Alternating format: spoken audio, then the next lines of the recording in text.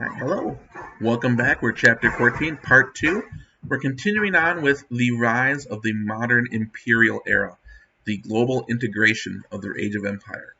So, this basically occurs in several steps. And the first step along this route was the idea of colonization, right? And so let's use the British Empire. The very first British Empire, the first colonies Britain has are Ireland and the United States.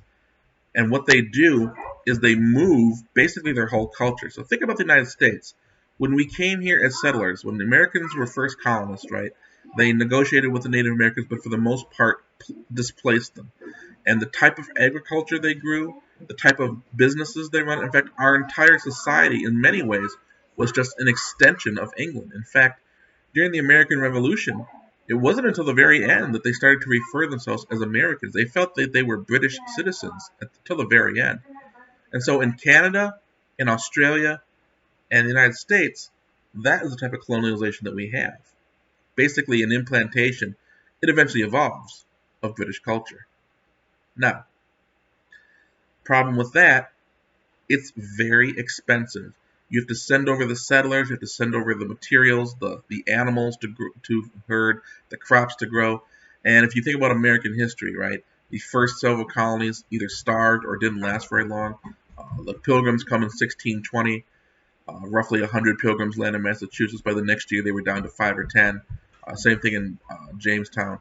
It's very expensive. It took a long time for these colonies to be self-sufficient. So after the American Revolution, the British Empire and many empires turned to another model, and that is economic control. During the 1800s, from about roughly 1800 to 1900, South America was never really controlled by the British directly. They do have one small colony here.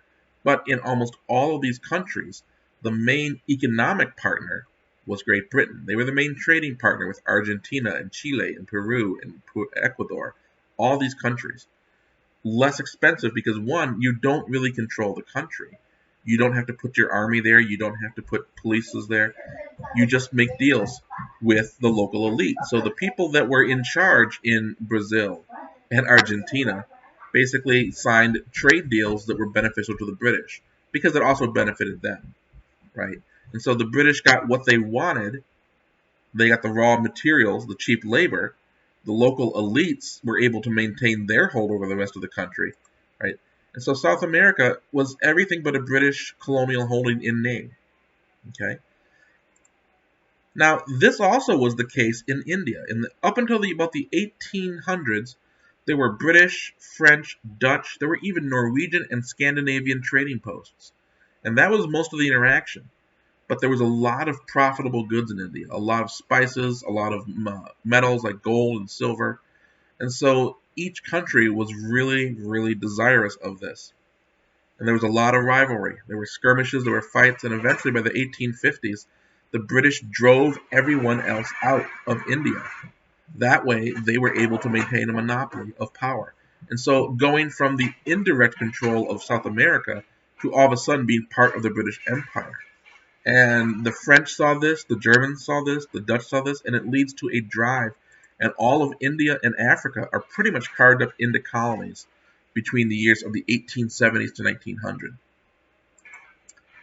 Now, your book kind of has this neat little aside, the idea of the shatter zone. So, at the boundaries of empire, right? Remember, at the periphery, the control's weakest. So the Caribbean was what they called a shatter zone. It was kind of the edge of everyone's empire, and nobody was truly dominant. And one of the reasons is it's very hard to control several of these small islands because it's easy to put a couple ships here or a couple ships here. And these islands, they changed ownership several times. So you never were able to truly be the dominant power. Okay? Now, the only reason the Europeans were really there then was because even though it was very hard to control them, on any one of these small islands, you could still grow a ton of sugar. And as we talked about, sugar was very profitable. And so that made it worth the cost. It also leads to the slave trade, again, the need for labor. Okay? So these transfigure the island culturally, economically, the politics of all these different mixings of different European governments. If I go back to that map and you look right here, You have Dutch colonies, Danish, Spanish. There were at one point Swedish or Norwegian colonies. To this day, we still have a colony in the Virgin Islands and in Puerto Rico. So there's lots of different countries involved there. And the transformation of all of this, the economic demands of empire that basically exchanged the Native American populations for African slaves, transforms the culture, the politics of this, and even the architecture.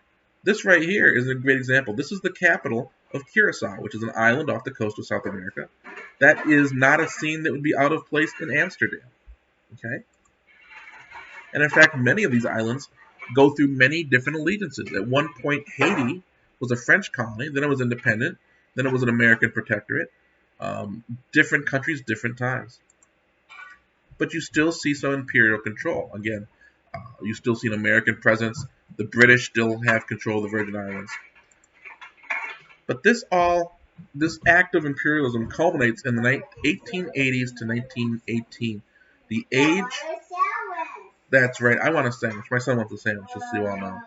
It's almost dinner time. Age of imperialism. And that was this idea that if you were going to control your colonies so that no one else could do it, like we talked about in India, it was designed to basically carve up the entire world. And now we see this competition between different core powers like Britain and Germany and the United States. We see the growth of not only Britain, but also France, Germany, the United States, and the Russian Empire. And this eventually culminates all of this rivalry in World War I and World War II. So let's look at Africa. This is Africa in roughly 1880. And the colonies are the shaded parts right here. So there were very few colonies, and mostly along the coasts. That was 1880. But by 1914, the entire continent had been carved up. And when I say carved, these boundaries, as we'll talk about, are entirely artificial. So we'll talk about that in a little bit. But at a conference in Berlin in I think it was 1883, all the countries of Europe, Britain, France, Germany, Italy, Portugal, Spain, and Belgium, sat down at a table with a blank map, and they drew the boundaries in. And that became the Belgian Congo, and the Anglo-Egyptian Sudan, and French West Africa. During this time, the Russian Empire begins. Russia begins as a small state or country around Moscow, right here, in the 1500s. But by conquest throughout the 1700s and by colonial expansion, it eventually grows all the way to the Pacific Ocean in the Far East, down into the Middle East, into Mongolia and Afghanistan, and eventually ends up, as we'll talk about, here in Europe in the 1800s. At the same time, the American empire grows.